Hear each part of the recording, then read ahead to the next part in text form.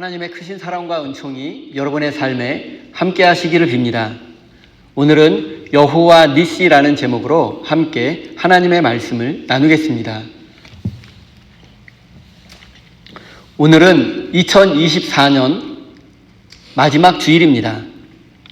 새해가 시작된 것이 엊그제 같은데 벌써 한 해가 다 지나고 마지막이 다가오고 있습니다. 우리는 항상 새해가 되면 새로운 다짐을 하지만 한 해를 마무리하는 시점에서 되돌아보면 항상 아쉽고 후회되는 것이 너무 많습니다. 새해가 되면 많은 것을 결단하고 결심하지만 작심삼일로 끝나는 것이 너무 많습니다. 그리고 새해의 다짐을 지키지 못하고 실천하지 못한 것에 대한 죄책감이 있고 그런 마음이 스스로를 나약하고 쓸모없는 존재로 여기게 되며 결국 낮은 자존감의 원인이 되고 맙니다. 그렇다고 해서 새해를 앞둔 이 시점에 우리가 새로운 다짐을 하지 않을 수는 없습니다. 우리는 끊임없이 넘어지고 쓰러지고 실패하겠지만 새로운 삶에 대한 희망을 포기해서는 안 됩니다. 지금 세상은 너무 어렵고 복잡한 일들이 많고 억울한 일을 당하고 고난 속에 있는 자들이 너무 많습니다. 그리고 여러분 개인의 삶을 돌아보아도 인생이 결코 쉽지는 않을 것입니다. 하지만 이럴 때일수록 하나님의 사람들은 시행착오를 반복하더라도 자신의 삶을 하나님께 내어 맡기며 하나님 나라에 대한 꿈을 조금씩 실천해 나가야 합니다. 새로운 삶을 향한 결단을 결코 멈춰서는 안 됩니다. 최근 한국 뉴스를 보면 천주교의 김용태 신부님이 집전하는 시국미사가 화제가 되었습니다. 아시는 분도 많이 계시겠지만 이 김 신부님은 요한계시록 12장에 등장하는 머리 7개 달리고 10개의 뿔이 달린 붉은 용에 관한 이야기를 비유로 말했습니다. 이 붉은 용은 세상을 파괴하고 사람들을 죽이고 메시아를 죽이려고 했습니다. 그런데 이 용은 결국 미가엘 천사와의 전쟁에서 패배하고 그의 잔당들도 모두 제거되었습니다. 성경은 이 붉은 용을 창세기에 등장하는 옛 뱀, 그리고 악마와 사탄 또는 온 세계를 속이는 자라고 말씀하고 있습니다. 이것이 붉은 용에 관한 요한계시록 12장의 내용입니다. 김 신부님은 이 내용을 빗대어서 사탄으로 불리는 이 붉은 용이 지금 용산에 살고 있다고 말했습니다. 그리고 용이라고 부르기에도 가당치 않은 용산의 이무기라는 표현을 쓰며 현 시국을 비판했고 이 용산의 이무기가 지난 12월 3일에 질알 발광을 했다고 합니다. 참고로 질알 발광은 개질알의 경상도 방언이라고 합니다. 그리고 이 김 신부님은 모든 국민 한 사람 한 사람이 대한민국의 주인 되는 참된 민주주의가 회복되어야 한다고 강조했습니다.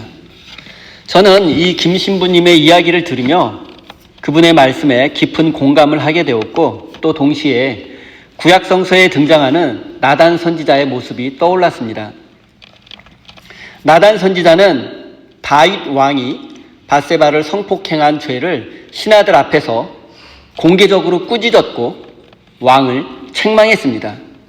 그리고 구약의 선지자들이 한 일은 대부분 삐뚤어진 권력자들을 책망하고 무너진 정의를 바로 세우는 일이었습니다. 그런데 지금 한국 교회에는 이런 선지자가 없는 것 같습니다. 나단 선지자와 같은 목사가 나타나서 온 교회와 성도들이 정의를 외치고 하나님의 준엄한 심판을 선포해야 마땅한 시점인데 한국 기독교는 침묵하고 있는 것 같습니다. 저는 최근에 12.3 내란 후에 서울의 대형 교회들의 설교를 모니터링한 결과를 본 적이 있습니다. 대부분 이 내란 사건에 대해서 침묵하고 있었습니다. 저는 이 결과를 보고 난 후에 앞으로 한국 교회는 세상으로부터 더욱 배척당하고 교회의 쇠퇴는 더욱 가속화될 것이라는 암울한 생각이 들었습니다. 정의와 민주주의를 외면하는 교회는 백성들로부터 외면당할 뿐만 아니라 그런 교회에는 하나님도 계시지 않기 때문입니다. 지난 12월 25일에 대통령 관저에서 서울의 한 대형교회의 목사와 장로들이 함께 모여 성탄 축하 예배를 드렸다고 합니다.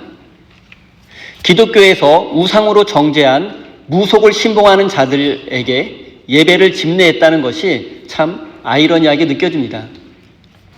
최근 종교학자들의 연구에 의하면 최근 15년 동안 한국 교회 안에 30대, 40대 젊은이가 절반으로 줄어들었다고 합니다. 그리고 그들 중에 상당수가 천주교로 개종했다고 합니다. 개신교의 성도 숫자는 급속하게 줄어들고 있는 반면 반대로 천주교는 꾸준히 성장하고 있다고 합니다.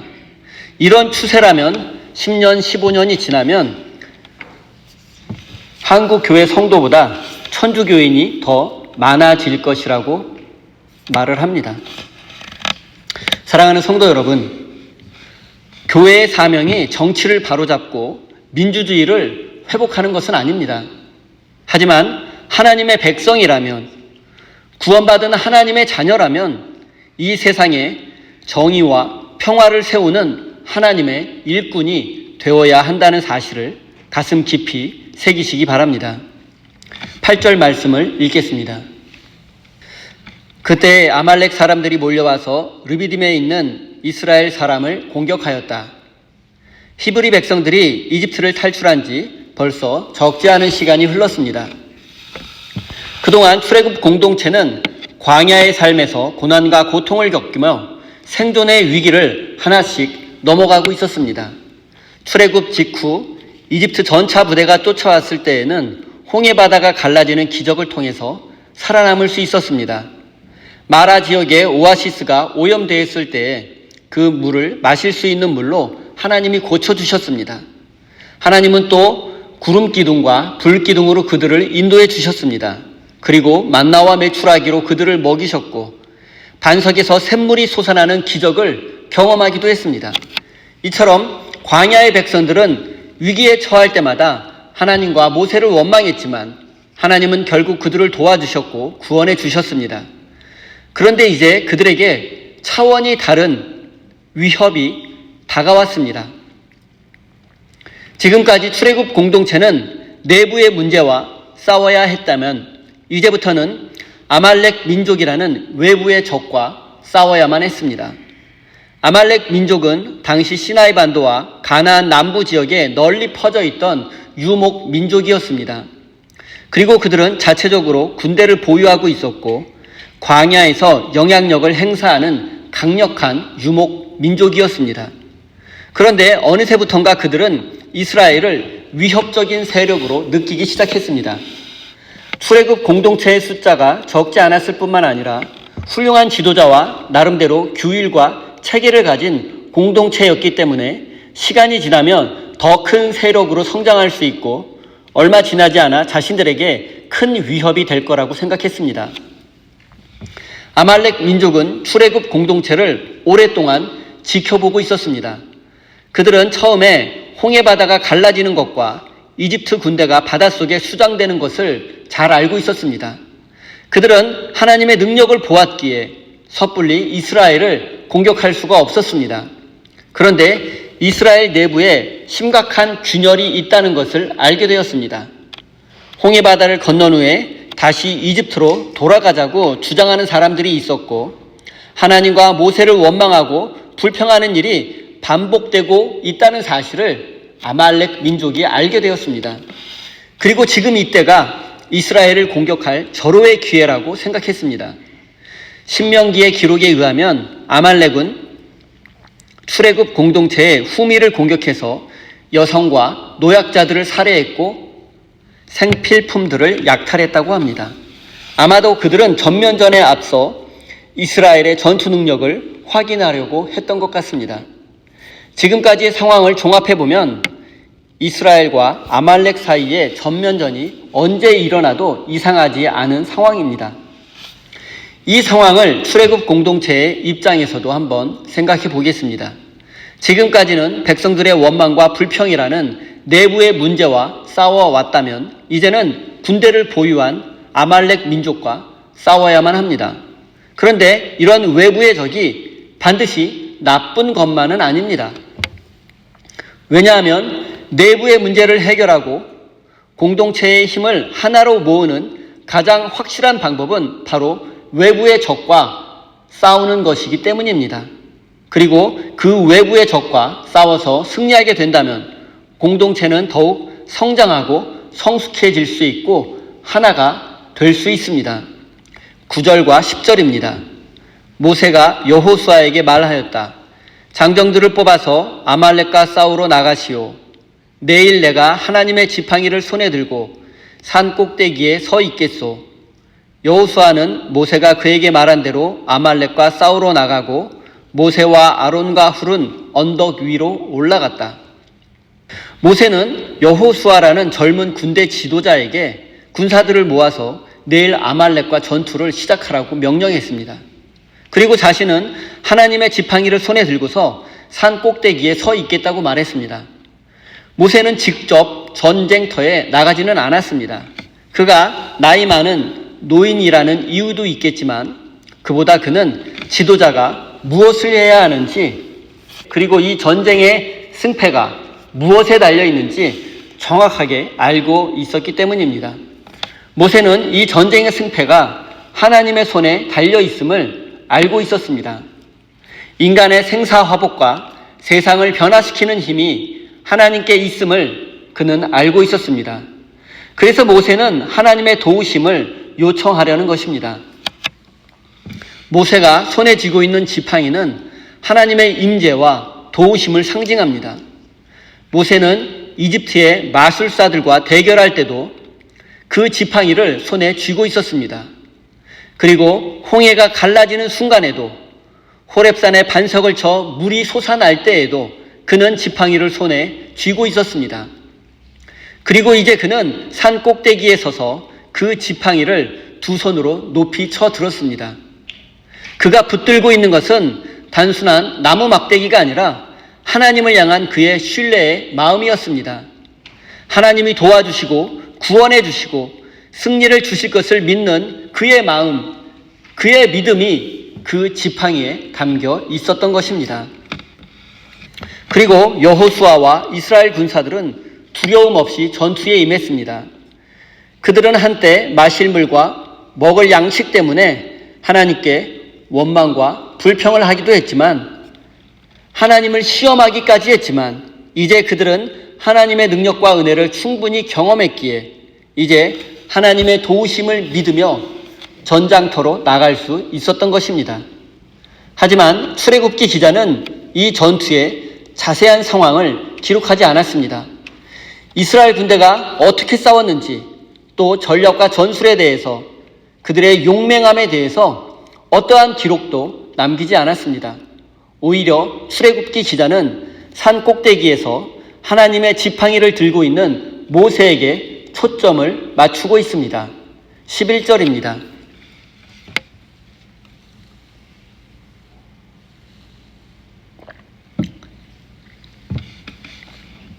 모세가 그의 팔을 들면 이스라엘이 더욱 우세하고 그가 팔을 내리면 아말렉이 더욱 우세하였다. 모세가 하나님의 지팡이를 들고 있던 손을 들면 이스라엘이 승리하게 되고 힘들어서 손을 내리게 되면 아말렉이 다시 승리하게 됩니다. 그리고 이런 상황이 여러 번 반복되자 아론과 훌이 모세의 양팔을 붙들어 주어서 그의 팔이 내려가지 않게 했습니다. 그리고 결과적으로 여호수아가 이끄는 이스라엘 군대가 아말렉 군대를 무찌르고 승리하게 되었습니다. 출애굽기 기자는 이 사건을 통해서 전쟁의 승패가 군대의 힘이 아니라 전략과 전술이 아니라 하나님의 손에 달려 있음을 강조하고 있습니다. 그리고 많은 사람들이 지팡이를 쥐고 하늘을 향해 손을 들고 있는 모세의 모습을 중보 기도하는 모습이라고 생각하며 중보 기도의 힘을 강조할 때 이 사건을 예로 듭니다. 누군가 열심히 싸우고 또 열심히 일하고 있을 때 뒤에서 중보기도하는 사람이 있어야 한다는 주장을 펼칠 때 이 이야기가 단골로 언급됩니다. 그런데 신학자들은 팔을 들고 있는 모세의 모습을 중보기도하는 것으로 해석하지 않습니다. 성경 어디에도 이 모습을 기도와 연관해서 해석하는 곳은 없습니다. 저는 지금 중보기도의 능력을 폄하하거나 중보기도할 필요가 없다고 말씀드리는 것이 결코 아닙니다. 중보기도라는 이름으로 하나님을 내 뜻과 내 시간에 맞추려는 생각을 멈추어야 함을 말씀드리는 것입니다. 저는 단지 중보기도라는 이름으로 하나님의 능력을 자신의 뜻과 상황에 맞게 또 자신의 편의대로 사용하려는 인간의 욕망을 지적하고 있는 것입니다. 우리는 곤경에 처한 사람을 위해서 항상 중보기도해야 합니다. 하지만 전쟁의 승패가 하나님의 손에 달려있듯이 우리의 기도가 언제 응답할지 또 아니면 응답하지 않는 것이 하나님의 응답일 수도 있으니 기도한 후에는 하나님의 시간을 기다릴 줄 알아야 합니다. 그런데 중보기도를 한 후에 내가 원하는 결과를 내가 원하는 방법과 내가 원하는 시간에 응답해달라고 하나님께 때를 쓰는 것은 진정한 중보기도가 아니라는 것을 말씀드리는 것입니다. 사랑하는 성도 여러분, 모세는 분명히 산 꼭대기에서 지팡이를 잡은 손을 하늘을 향해 들고서 하나님의 도우심과 은혜를 간구했을 것입니다. 그러나 전쟁의 승패는 우리가 얼마나 기도했는가 또 우리가 얼마나 열심히 싸웠는가에 달려있지 않습니다. 전쟁의 승패는 하나님의 손에 달려있음을 깨달으시기 바랍니다. 저는 지금 여러분에게 중보기도하지 않아도 된다거나 열심히 싸우지 않아도 된다고 말씀드리는 것이 아닙니다. 간절히 기도하고 또 최선을 다해서 싸워야 합니다. 하지만 그 결과는 온전히 하나님의 손에 달려있음을 말씀드리는 것입니다.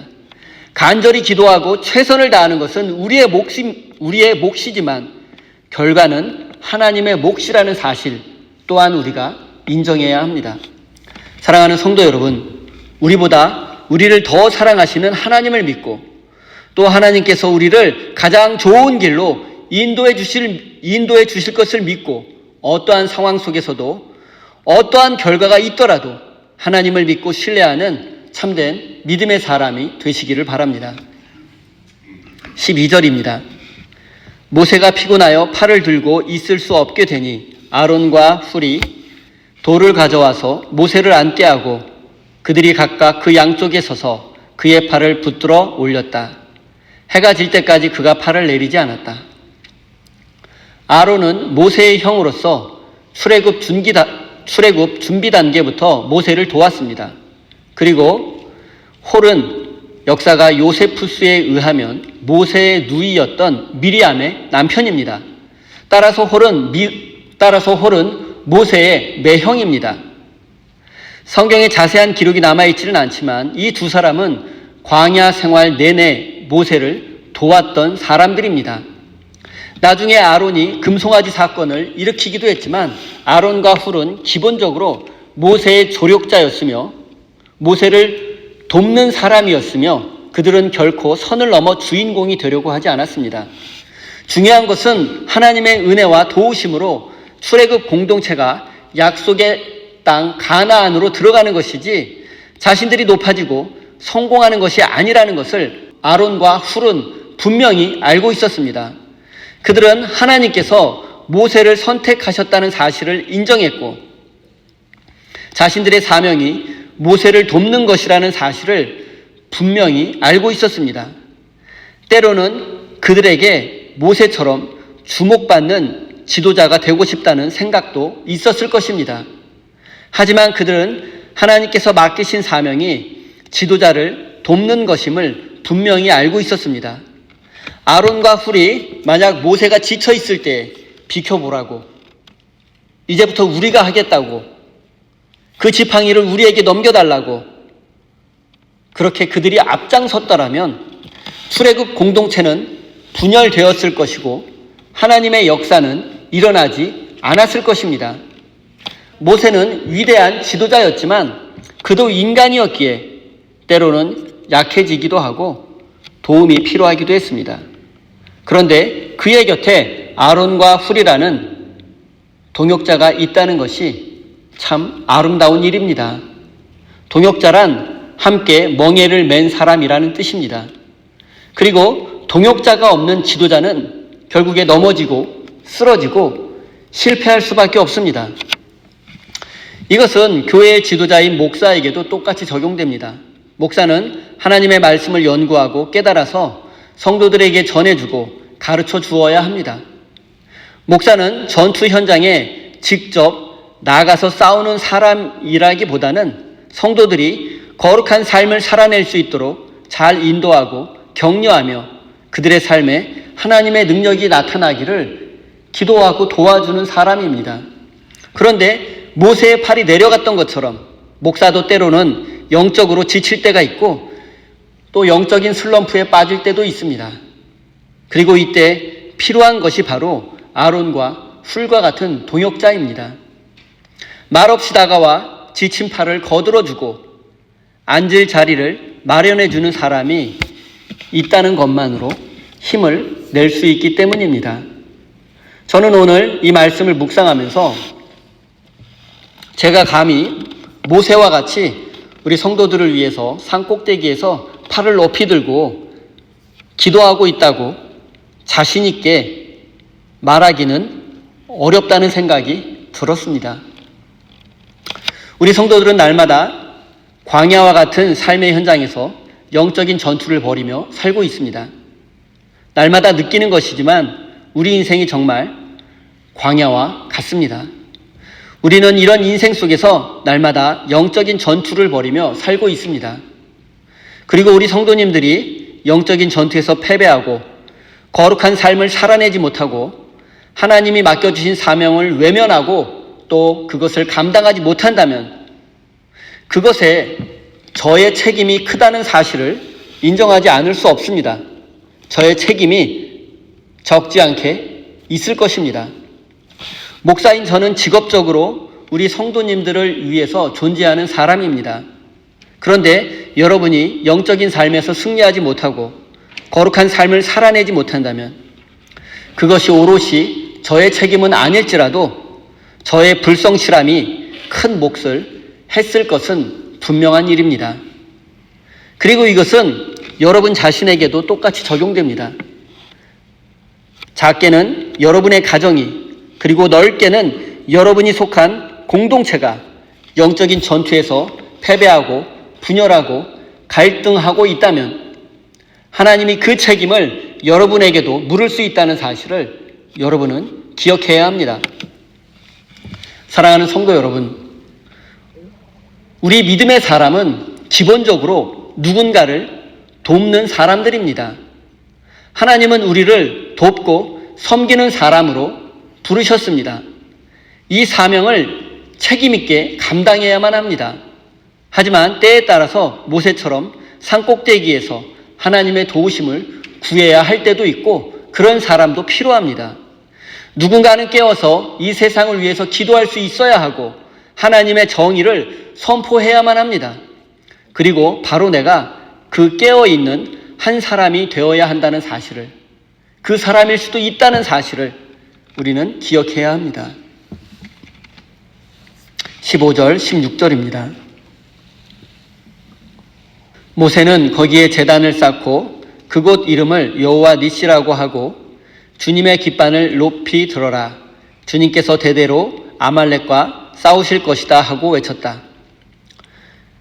모세는 산 꼭대기에서 손을 들어 하나님의 도우심을 기원하고 아론과 훌은 동역자가 되어서 그를 도왔습니다. 그리고 여호수아는 목숨을 걸고 싸움으로써 아말렉 군대를 물리치고 승리할 수 있었습니다. 하나님의 계획이 성취된 것입니다. 그리고 모세는 그 승리의 장소에 제단을 쌓고 여호와 니시라고 불렀습니다. 여호와 니시는 하나님은 나의 깃발이라는 뜻입니다. 고대 세계에서 깃발은 신의 능력, 신의 승리를 상징했습니다. 따라서 여호와 니시는 하나님의 능력으로 승리했다는 뜻입니다.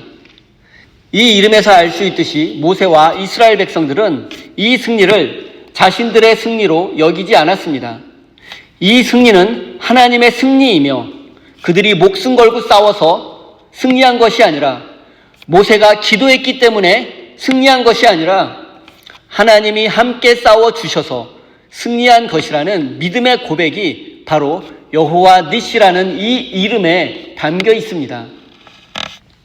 모세와 이스라엘은 위대한 승리 앞에서 우쭐대거나 교만해하지 않았습니다. 승리를 축하하며 세상에 즐거움을 추구하며 잔치를 벌이지도 않았습니다. 그들은 그 승리의 장소에 제단을 쌓고 여호와 니시, 즉 하나님께서 우리에게 승리를 주셨다라고 고백하며 하나님께 영광을 돌리며 하나님 앞에 예배를 드렸습니다. 사랑하는 성도 여러분, 이것이 믿음의 자세이고 성도의 본분입니다. 광야 같은 인생 속에서 지금 우리가 여기까지 올 수 있었던 것은 우리의 힘과 노력 때문이 아니라 하나님의 도우심과 은혜 때문입니다. 모든 것이 여호와 니시입니다. 이 사실을 깨닫고 승리의 장소, 감사의 장소에 여호와 니시의 제단을 쌓고 하나님께 영광 돌리는 믿음의 사람이 되시기를 바랍니다. 사랑하는 성도 여러분, 우리는 모두 아말렉과의 영적인 전투에 부름받은 사람들입니다. 그리고 우리가 싸워야 하는 영적인 전투는 죽이기 위한 것이 아니라 생명을 살리기 위한 전투입니다. 공포와 두려움을 심어주기 위한 전투가 아니라 자유와 평화를 위한 전투입니다. 우리 주님은 이렇게 말씀하셨습니다. 요한복음 16장, 너희는 세상에서 환난을 당할 것이다. 그러나 용기를 내어라. 내가 세상을 이기었노라. 사랑하는 성도 여러분, 인생을 살다 보면 우리를 공격하는 아말렉과 같은 적들을 만나게 됩니다. 하지만 두려워하지 마십시오. 용기를 내십시오. 왜냐하면 우리 주님께서 우리와 함께 하시며 우리에게 승리를 주실 것입니다. 여호와 니시가 우리의 삶에서 이루어질 것입니다. 사랑하는 우리 세임교회 성도 여러분, 승리의 장소, 감사의 장소, 인생의 그 모든 순간, 그 모든 장소에서 여호와 니시의 제단을 쌓고 하나님께 영광을 돌리십시오.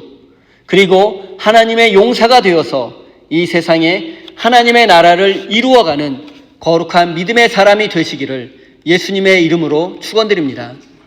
기도하겠습니다. 하나님, 우리는 광야 같은 인생 속에서 아말렉과 같은 적들을 만나게 됩니다. 이때 우리가 두려워하지 않게 하시고 하나님을 신뢰하며 용감히 맞서 싸울 수 있도록 인도해 주십시오. 또한 우리의 싸움이 우리만을 위한 것이 아니라 사회적 약자들과 정의를 위한 싸움이 되게 하시고 이 싸움에서 승리하여 하나님께 영광 돌리며 여호와 니시의 제단을 쌓을 수 있도록 인도해 주십시오. 하나님, 우리가 누군가를 도와야 한다면 이름도 없이 빛도 없이 겸손하게 하시고 주님 안에서 협력하여 선을 이루는 믿음의 사람이 되게 해 주십시오. 하나님, 오늘은 2024년의 마지막 주일입니다. 믿음 안에서 한 해를 되돌아보게 하시고 새해에는 하나님께서 부어주시는 여호와 니시의 승리가 우리의 삶에 가득할 수 있도록 축복해 주십시오. 사랑의 하나님, 우리 성도들이 하나님을 인생의 주인으로 고백하며 소중한 예물을 올려드립니다. 바친 손길마다 기억하여 주시고 저들의 삶을 가장 좋은 길로 인도하여 주시고 감사와 기쁨 그리고 여호와 니시의 승리가 가득한 복된 인생이 되게 해 주십시오. 예수님의 이름으로 기도드립니다.